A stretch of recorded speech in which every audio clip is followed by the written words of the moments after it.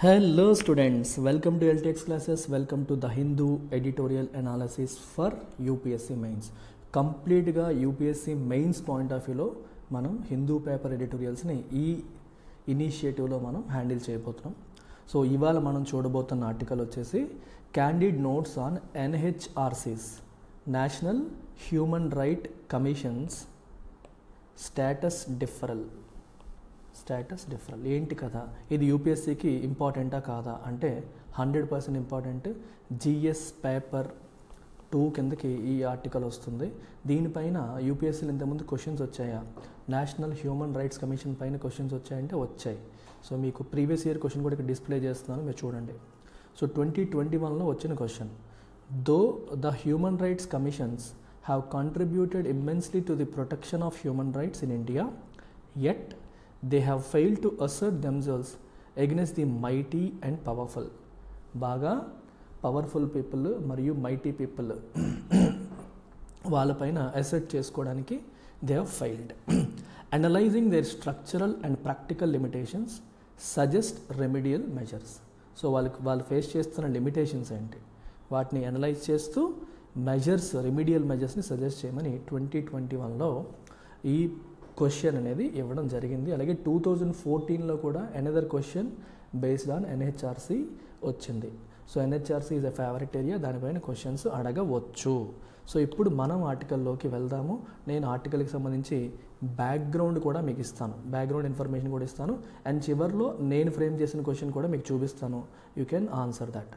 So ఈ ఆర్టికల్లోకి వెళ్ళే ముందు you need to have some background.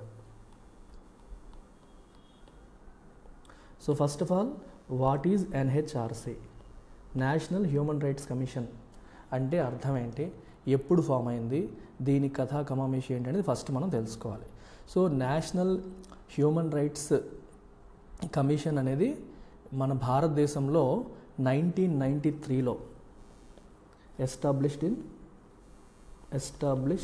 In 1993. So is it a constitutional body? No, it is a statutory body. When I say something as a statutory body, that means it has been established based on a certain act. దీనికి foundation act అనేది ఉంటుంది అని అర్థం. So మరి దీని foundational act ఏంటి, 1993లో వచ్చిన protection of human rights act, PHRA అంటాం, protection of human rights act 1993. ఆ తర్వాత ఈ పర్టికులర్ యాక్ట్ 2006లో ఒకసారి, 2019లో ఒకసారి అమెండెడ్ అయింది, 2 సార్లు అమెండ్ అయింది.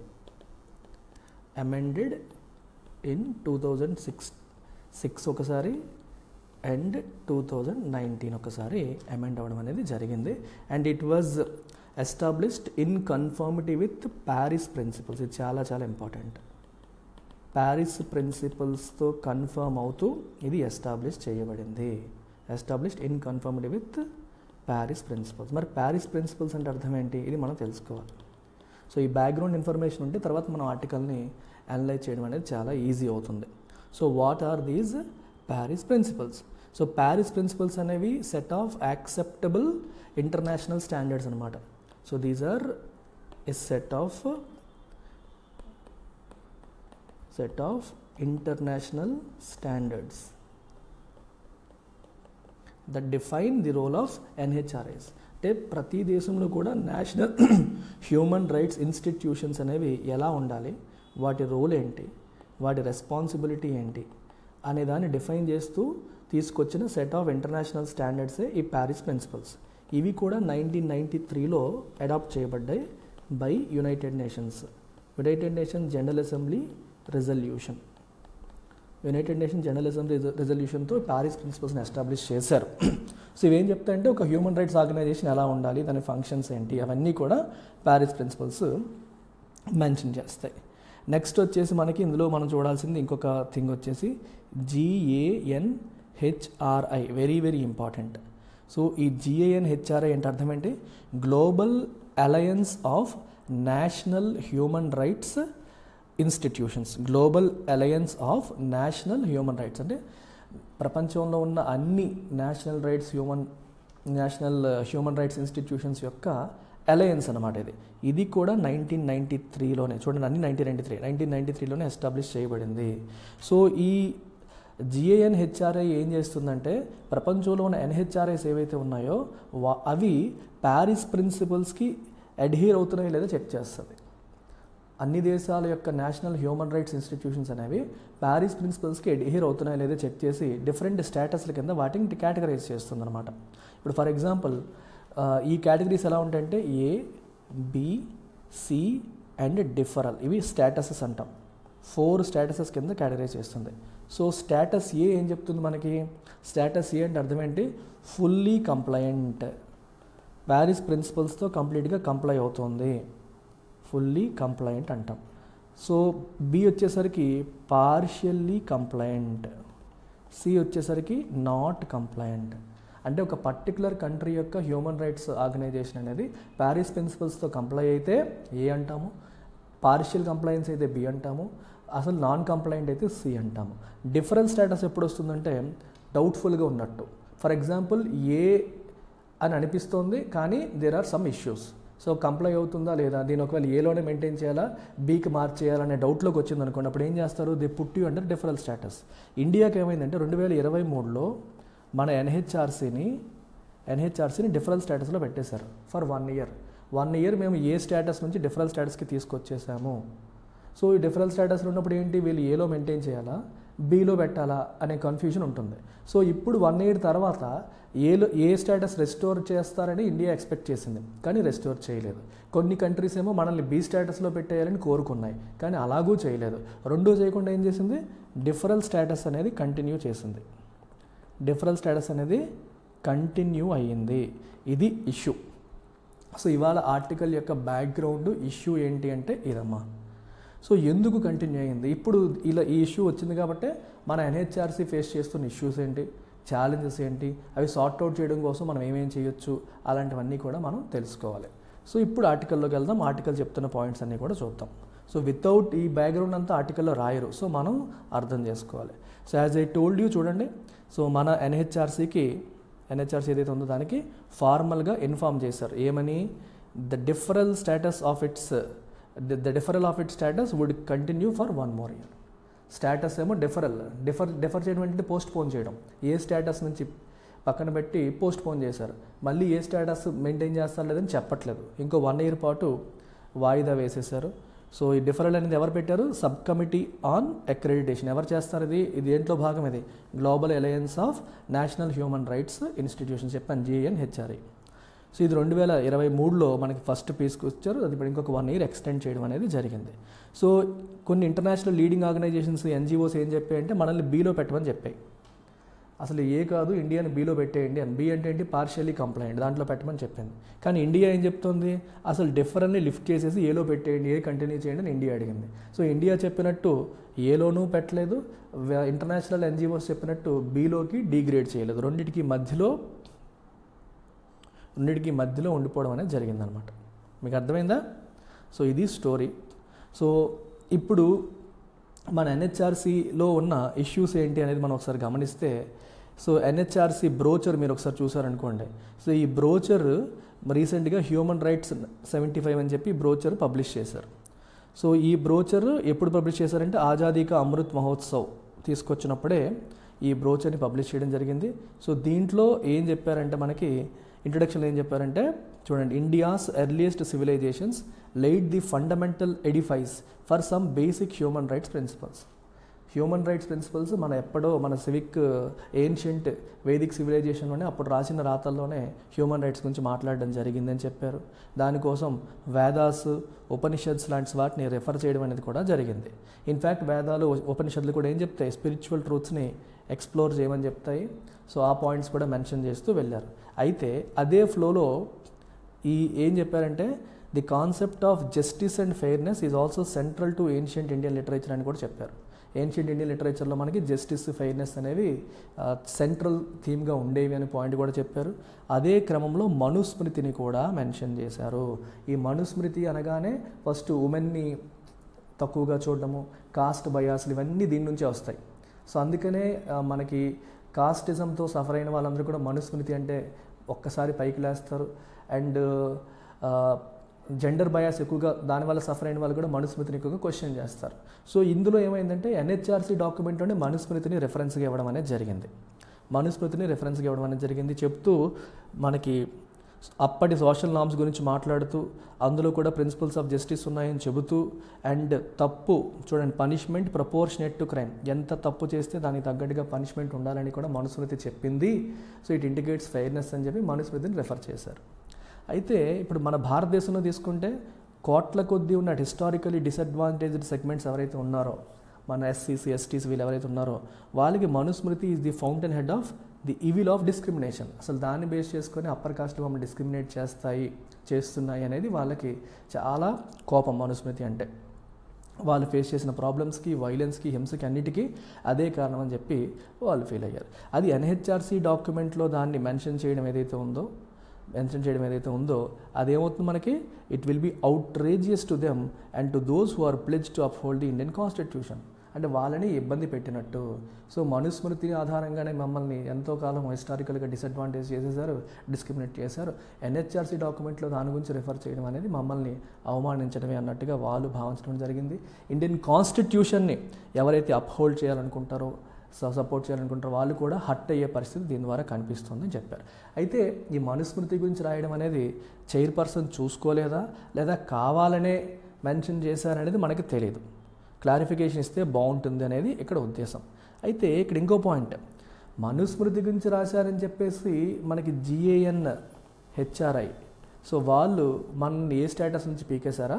నో, దానివల్ల అనేది కాదు. దాంట్లో దాన్ని మెన్షన్ చేశారు, ఈ ఆధార్ ఆ పాయింట్ మెన్షన్ చేశారు. కానీ GAN HRI అనేది ఇండియా యొక్క స్టేటస్ని డిఫరల్లో పెట్టడానికి కారణం మనుస్మృతి అయి ఉండదు, దానివల్ల అయి ఉండదు, డెఫినెట్గా అది అయి ఉండదు. కాకపోతే దేర్ ఆర్ అదర్ ఇష్యూస్. ఏంటి అదర్ ఇష్యూస్ అనేది మనం ఒకసారి గమనించాలి. సో ఇండియా మన national human rights commission face చేస్తున్న ప్రాబ్లమ్స్ ఏంటనేవి చూడాలి. ఇప్పుడు అది తెలియాలంటే ఫస్ట్ మనం దేని గురించి మాట్లాడాలి? We have to talk about Paris principles. అదే కదా మాట్లాడుతున్నాం. ప్యారిస్ ప్రిన్సిపల్స్ ఏవైతే చెప్తున్నాయో దానికి అడ్హేర్ అవ్వట్లేదు కాబట్టే కదా మనల్ని ఏ స్టేటస్ నుంచి డిఫరల్లో పెట్టారు. అసలు ప్యారిస్ ప్రిన్సిపల్స్ ఏం చెప్తాయంటే 6 మెయిన్ క్రైటీరియా గురించి మాట్లాడుతున్నాయి. ఏంటా మెయిన్ క్రైటీరియా ప్యారిస్ ప్రిన్సిపల్స్ చెప్తున్నవి? ఒకటి మ్యాండేట్ అండ్ కాంపిటెన్స్. మ్యాండేట్ అంటే దానికి ఇచ్చిన రెస్పాన్సిబిలిటీ ఏంటి అండ్ దానికి ఇచ్చిన అథారిటీ, కాంపిటెన్స్ ఏంటి అనేది క్లియర్గా మెన్షన్ చేయాలి. Major point autonomy from government నుంచి దానికి ఇండిపెండెన్స్ ఉండాలి, అటానమీ ఉండాలి. ఎన్హెచ్ఆర్సీ తన నిర్ణయాలు తను తీసుకునే స్వేచ్ఛ ఉండాలి, పొలిటికల్ ఇంటర్ఫిరెన్స్ తక్కువ ఉండాలి. Independence guaranteed by a statute or constitution. అది కాన్స్టిట్యూషనల్ బాడీ అయి ఉండాలి లేదా స్టాట్యుటరీ బాడీ అయినా అయి ఉండాలి. ఆ చట్టం అనేది చాలా స్ట్రాంగ్గా ఉండాలి, చట్టం ద్వారా దానికి పవర్స్ రావాలి, ఇండిపెండెంట్గా ఫంక్షన్ చేసే అవకాశం ఉండాలి. And pluralism, adequate resources. Pluralism అంటే ఇక్కడ మీనింగ్ ఏంటి? ప్లూరలిజం అంటే మెయిన్ మీనింగ్ ఇక్కడ ఏమొస్తుందంటే మనకి what you call presence and engagement of divorce groups and individuals with different backgrounds. అంటే ఎన్హెచ్ఆర్సీలో ఉన్న మెంబర్స్ ఒకే కేటగిరీ వాళ్ళు, ఒకే కులం వాళ్ళు, ఒకే మతం వాళ్ళు అలా ఉండకూడదు, డైవర్స్ బ్యాక్గ్రౌండ్స్ నుంచి ఉండాలి. ఆ ప్లూరలిస్టిక్ ఆస్పెక్ట్ ఆఫ్ ఇండియాని అది రిప్రజెంట్ చేసేలా ఉండాలి. సో ఒకే సెగ్మెంట్కి సపోర్ట్ చేసేలాగా, ఒకరికి అనుకూలంగా బయాస్డ్గా ఉండేలా ఉండకూడదు అనేది పాయింట్. అండ్ దానికి ఎడిక్వేట్ రిసోర్సెస్ ఇవ్వాలి. అంటే అండర్ స్టాఫింగ్ ఉండకూడదు. ఎంతమంది స్టాఫ్ ఉన్నారో అలాటెడ్ అంతమంది ఉండాలి, వాళ్ళకి బలాన్ని ఇవ్వాలి. And adequate powers of investigation. ఎక్కడైనా హ్యూమన్ రైట్ వైలేషన్ జరిగాయంటే ఇన్వెస్టిగేషన్ చేయడానికి దానికి అడిక్వేట్ పవర్స్ అనేవి ఉండాలి. సో ఈ 6 ప్రిన్సిపల్స్ ప్యారిస్ ప్రిన్సిపల్స్లో మనకి ఉన్నాయి.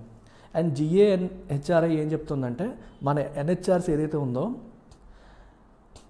ఇవన్నీ కూడా ప్యారిస్ ప్రిన్సిపల్స్తో కంప్లై అవుతుందని భావించే ఏ స్టేటస్ అనేది ఇవ్వడం జరిగింది ఎప్పుడు ఒకప్పుడు. కానీ ఇప్పుడు GAN HRIకి డౌట్స్ అనేవి ఉన్నాయి కాబట్టి ఏ స్టేటస్ అనేది తీసేసి దాని ప్లేస్లో డిఫరల్ స్టేటస్లో పెట్టారు. ఒకప్పుడు ఇవన్నీ ఫాలో అవుతున్నామని చెప్పి ఏ స్టేటస్ ఇచ్చింది, తర్వాత తీసేసింది. సో ఇప్పుడు ఏముంటుందంటే ఇండియాలో అవి జరుగుతున్నట్టుగా మాకు అనిపించట్లేదు, we have our own doubts. ఎందుకంటే పొలిటికల్ ఇంటర్ఫిరెన్స్ ఎక్కువగా ఉన్నట్టుంది, లిబర్టీస్ ఎక్కువగా ఫాలో అవుతున్నట్టుగా లేదు.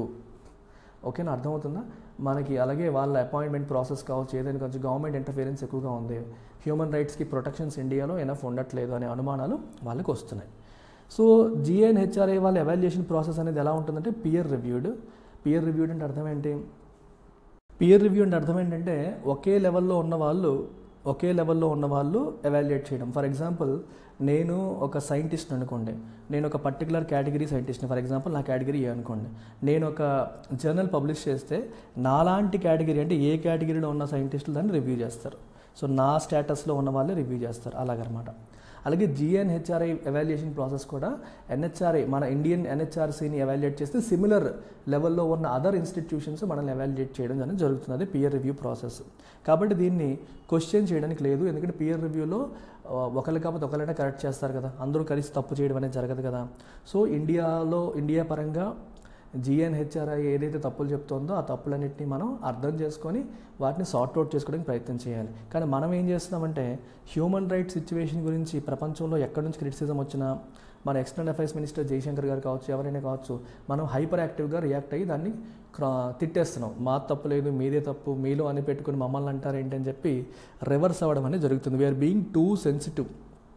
ఎప్పుడైనా నరేంద్ర మోదీ గవర్నమెంట్ మీద ఎవరైనా ఛార్జెస్ చేసిన ఆరోపణలు చేసినా సరే మనం టూ సెన్సిటివ్ అయిపోతున్నాము, మన దగ్గర సివిల్ లిబర్టీస్ ఫండమెంటల్ ఫ్రీడమ్స్ దెబ్బతింటున్నాయని తెలిసినా సరే మనం షార్ప్ రియాక్షన్స్ అనేవి ఇవ్వడం అనేది జరుగుతుంది. సో ఎప్పుడైనా సరే ఇండియా మీద క్రిటిసిజం వస్తే ఆయన ఏమంటున్నారంటే మీ వెస్టర్న్ కంట్రీస్లో కూడా ఎలాంటి డెఫిషియన్సీస్ ఉన్నాయి కదా అని చెప్పి టిట్ ఫర్ టాట్ లాగా మాటకి మాట ఇవ్వడం అనేది జరుగుతుంది. సో ఇలా చేయడం వల్ల జయశంకర్ గారికి ఇండియాలో పేరు వస్తుంది. అంటే ఇండియాని ఆయన గ్లోబల్ లెవెల్లో డిఫెండ్ చేస్తున్నారు, ఏం చేసినా సరే ఆయన మాట పడట్లేదు, మనల్ని అంటారా, మీలోనే అన్ని బొక్కలు పెట్టుకుని మమ్మల్ని అంటారా అన్నట్టుగా ఆయన రెస్పాండ్ అవుతున్నారు అనేది ఆ రకంగా ఇండియాకి పేరు వస్తుంది. కానీ ప్రతిసారి కూడా ఎప్పుడు ప్రాబ్లం వచ్చినా మనం ఎప్పుడు క్రిటిసైజ్ చేసినా మనం కౌంటర్ చేసేసుకుంటూ ఉంటామంటే ఎప్పుడు ఇంప్రూవ్మెంట్ అవుతాం అనేది కూడా గమనించాలి. సరే వెస్టర్న్ కంట్రీస్ అనేవి ఈ హ్యూమన్ రైట్స్ అనే దాన్ని వెపన్గా వాడేసుకొని దాన్ని వెపనైజ్ చేసేసి ఇండియాకి ఇమేజ్ని దెబ్బతీయడానికి ట్రై చేస్తూ ఉంటాయి. దాన్ని మనం యాక్సెప్ట్ చేయకూడదు, కరెక్టే. కానీ ప్రతిసారి కూడా మనం అంత అబ్రేజివ్గా ఎదుటి వాళ్ళకి లెక్చర్ స్పీక్ చేసేలా ఉండడం, అంటే కొంచెం రఫ్గా హ్యాండిల్ చేయడం అవసరమా? ఒక్క మాట అంటే 100 కౌంటర్స్ ఇచ్చేయడం అనేది కరెక్టేనా? Okay, obviously we have right to defend, మనల్ని మనం డిఫెండ్ చేసుకోవచ్చు. కానీ ప్రతిదాన్ని కౌంటర్ చేస్తాను, నేను రివర్స్లోనే వెళ్తానంటే మనలో ఉన్న లోపాలు మనం ఎప్పుడు యాక్సెప్ట్ చేస్తాము అనేది ఇక్కడ ఆధార్ ప్రధానంగా క్వశ్చన్ చేస్తున్న అంశం అనమాట. అర్థమవుతుందా? So it is not clear if the Jaishankar's muscular approach was adopted by NHRC in dealing with the SCA.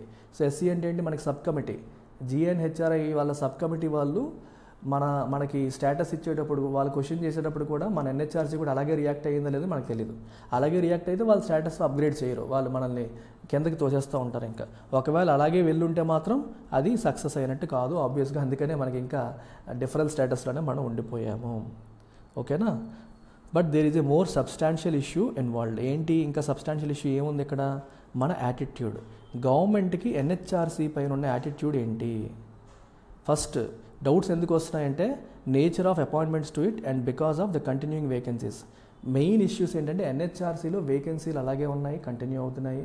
And ఎన్హెచ్ఆర్సీకి enforcement powers చాలా తక్కువ ఉన్నాయి. అలాగే గవర్నమెంట్ కూడా అపాయింట్మెంట్ చేసే కార్యక్రమాలు కూడా ఎప్పటికప్పుడు వేకెన్సీస్ ఫిల్ చేయడం లేదు, ప్రాసెస్ ట్రాన్స్పరెంట్గా జరగట్లేదు. సో మన ఎన్హెచ్ఆర్సీలో ప్రజెంట్ చాలా ఇష్యూస్ ఉన్నాయి. మేజర్ ప్రాబ్లం అంతా అది. ఆ ప్రాబ్లమ్ని మనం సార్ట్అవుట్ చేయకుండా మనం ఎంతసేపు విదేశాలు ఎవరైతే మనల్ని క్వశ్చన్ చేస్తారో వాళ్ళకి కౌంటర్ చేసుకుంటూ వెళ్ళిపోతామంటే ప్రాబ్లం సాల్వ్ కాదు. సో కొన్ని ఇష్యూస్ అంటే ఆర్టికల్లో లేవు, but I will talk about some issues. NHRC face చేస్తున్న కొన్ని ఇష్యూస్ నేను చెప్తాను, మీరు ఒకసారి నోట్ మేకింగ్ చేసుకుంటే చేసుకోవచ్చు. So what are the issues being faced by NHRC right now? ఒకటి, వాళ్ళు ఇస్తున్న రికమెండేషన్స్ ఏవైతే ఉన్నాయో they are non binding. NSRC ఇచ్చే రికమెండేషన్స్ ఏవైతే ఉన్నాయో అవి నాన్ బైండింగ్ కాదు, అవి ఖచ్చితంగా ఇంప్లిమెంట్ చేయాల్సిన అవసరం లేదు. First, inability to punish. ఎవరైతే హ్యూమన్ రైట్స్ని వైలేట్ చేస్తున్నారో వాళ్ళని పనిష్ చేయడానికి ఇనఫ్ పవర్స్ దీనికి లేకుండా పోయింది. దెన్ ఆర్మ్డ్ ఫోర్సెస్ సంబంధించిన కేసెస్లో లిమిటెడ్ రోల్ ఉంది. అంటే ఆర్మీ ఎప్పుడైనా హ్యూమన్ రైట్స్ వైలేషన్స్ చేస్తే దాన్ని limited role in armed forces cases handle చేయడంలో ఎనఫ్ బలం అనేది దీనికి లేదు. దెన్ ఇంకా ఏంటంటే మనకి ఎప్పుడైనా దీనికి ఒక టైం పీరియడ్ ఉంది. మోర్ దాన్ 1 year తర్వాత ఎవరైనా సరే హ్యూమన్ రైట్ వైలేషన్స్ కేసెస్ని కంప్లైంట్ చేస్తే దాన్ని హ్యాండిల్ చేయదు. అంటే వైలేషన్ జరిగిన వితిన్ 1 year చేయాలి, ఎప్పుడో జరిగిన దాన్ని ఇది హ్యాండిల్ చేయదు.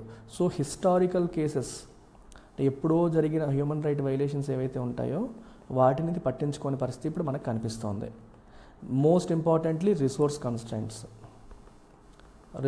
కన్స్ట్రైంట్స్ అనేవి చాలా ఉన్నాయి. ఇంకా ఏముంది మనకి, ఇండిపెండెన్స్, ల్యాక్ ఆఫ్ ఇండిపెండెన్స్, ఇది ఆల్రెడీ మనం విన్నాం. ల్యాక్ ఆఫ్ ఇండిపెండెంట్గా డెసిషన్ తీసుకునే అవకాశం లేదు. పొలిటికల్ ఇంటర్ఫియరెన్స్ చాలా అనేది ఉంది. ఇలాంటివన్నీ ఇది ప్రజెంట్ ఫేస్ చేస్తున్న ఇష్యూస్ అనమాట. సో మరి ఈ ఇష్యూస్ని మనం ఏం చేయాలి, సార్ట్అవుట్ చేయాలి. సార్ట్అవుట్ చేయడం కోసం you have to come out with way forward. So way forward ఏంటి, స్కోప్ పెంచాలి, ఎన్ఫోర్స్మెంట్ పవర్స్ ఇవ్వాలి, రిఫార్మ్స్ తీసుకురావాలి, కంపోజిషన్లో డైవర్సిటీ వచ్చేలా చేయాలి, డిఫరెంట్ బ్యాక్గ్రౌండ్స్ వచ్చే వాళ్ళు దాంట్లోకి వచ్చేలా చూడాలి, ఇండిపెండెంట్ క్యాడర్ ఉండేలాగా దానికి అటానమీ, ఇండిపెండెన్స్ బిల్డ్ చేయాలి, పొలిటికల్ ఇంటర్ఫియరెన్స్ అనేది తగ్గించాలి. ఓకేనా, వాళ్ళకి పబ్లిక్కి ఫస్ట్ దీని మీద అవేర్నెస్ లేదు, ఎన్హెచ్ఆర్సీల గురించి పబ్లిక్కే తెలియదు ఉన్నట్టు. సో వాటి పబ్లిక్ అవేర్నెస్ బిల్డ్ చేయాలి అండ్ ఇంటర్నేషనల్ బాడీస్తో కోఆపరేట్ చేయాలి. సో ఇవన్నీ చేస్తే మనకి సొల్యూషన్ వస్తుంది. సో ఇప్పుడు నేను ఒక క్వశ్చన్ ఫ్రేమ్ చేశాను, ఎల్టీఎక్స్ మెయిన్స్ క్వశ్చన్, మీరు ఇక్కడ గమనించవచ్చు. Discuss the issues concerning national human rights commissions adherence to global standards. Global స్టాండర్డ్స్ని అడ్హియర్ అవడంలో మన వాళ్ళు ఏ ఇష్యూస్ ఫేస్ చేస్తారో వాటిని డిస్కస్ చేయండి. Suggest measures to improve adherence improve అవడానికి మెజర్స్ని సజెస్ట్ చేయడానికి క్వశ్చన్ ఇచ్చాను. ఇప్పుడు మీరు మన course editorial based answer writing course అనేది ఒకటి మనం లాంచ్ చేసాం. సో ఇలా ఏదైతే క్వశ్చన్ ఇస్తానో ఆ క్వశ్చన్కి మోడల్ ఆన్సర్ నేను ప్రొవైడ్ చేస్తాను by end of the day. ఈ కోర్సులో ఎవరైతే ఉంటారో వాళ్ళు ఇలా ప్రతిరోజు ఎడిటోరియల్ పైన ఒక క్వశ్చన్ ఇవ్వడం జరుగుతుంది. పీవైక్యూ ఉంటే పీవైక్యూ కూడా మీకు రెఫర్ చేస్తాను అండ్ ఒక ఫ్రెష్ క్వశ్చన్ నేను ఫ్రేమ్ చేస్తాను. ఎడిటోరియల్లోంచే మీరు మొత్తం ఆన్సర్ రాయలేరు, ఎడిటోరియల్ చదవాలి, దాంట్లో కొన్ని ఇన్పుట్స్ తీసుకోవాలి, ఎడిషనల్గా వాటికి సంబంధించిన బ్యాక్గ్రౌండ్ ఇన్ఫర్మేషన్ అనేది మనం చదువుకొని ఒక స్ట్రక్చర్డ్ ఫార్మాట్లో ఆన్సర్ రాయాలి అండ్ పేపర్ ఎవాల్యుయేట్ చేసి ఫీడ్బ్యాక్ ఇవ్వడం నా రెస్పాన్సిబిలిటీ, మోడల్ ఆన్సర్ ప్రొవైడ్ చేయడం నా రెస్పాన్సిబిలిటీ. 20th మే రోజు ఈ ప్రోగ్రామ్ స్టార్ట్ అవుతుంది. మీరు సీరియస్ యూపీఎస్సీ ఆస్పిరెంట్ అయితే డే 1 నుంచి ఆన్సర్ రైటింగ్ ప్రాక్టీస్లోకి వెళ్ళాలి. సో దానికి ఒక స్ట్రక్చర్డ్ వేలో కావాలంటే మీరు editorial based answer writing help చేస్తుంది. స్టాటిక్ ఎవరైనా ఆన్సర్స్ రాస్తారు, the problem is dynamic. GS2 GS3 అంతా డైనమిక్ క్వశ్చన్స్ వస్తాయి. సో డైనమిక్ క్వశ్చన్స్ ఎలా హ్యాండిల్ చేయాలనేది మీకు తెలిస్తే తప్పితే మీరు ఆన్సర్స్ రాయలేరు. సో ఇది మీకు ఫీ కూడా చాలా అఫోర్డబుల్ పెట్టాను. 10,000 రూపీస్కి 1 year వ్యాలిడిటీ ఇస్తున్నాము, లైఫ్ టైం అయితే 20,000 rupees. You can choose any of these options and ఈ నెంబర్కి మీరు కాంటాక్ట్ చేయొచ్చు. And this course is entirely operated by me. So UPSC aspirants LTX క్లాసెస్లో యూపీఎస్సీ ఇన్ఫినిటీ ప్రోగ్రామ్ మీకు తక్కువ ఫీజుతో ఎక్కువ వ్యాలిడిటీతో వస్తుంది. ఇక్కడ కనిపిస్తున్నవన్నీ కూడా మీకు వస్తాయి. So you can make use of these opportunities and it is available both offline as well as online. Free demo కోసం ఈ నెంబర్కి మీరు కాంటాక్ట్ చేయొచ్చు.